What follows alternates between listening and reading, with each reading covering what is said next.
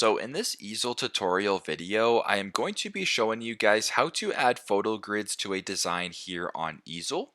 So once you have Easel open up on your device, what I want you to do is you go to the right hand side of your screen and go to the elements section right here and press on that. Then once you're here, I want you to go to this option that says media grid. So right below arrows, right above illustrations, press on media grids.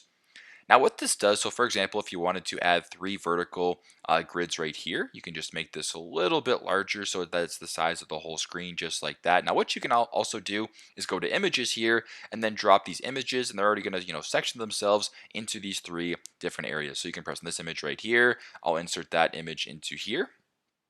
You can go ahead here and make the grid just as you want. Drop image video right there, just like that. Perfect. I'm actually not 100% sure why it's not getting inserted into here. But that's okay. But you get the point. That's how you guys can drop images or videos into media grids or video grids or image grids here in Easel. Thanks again for watching, and hope this video helps.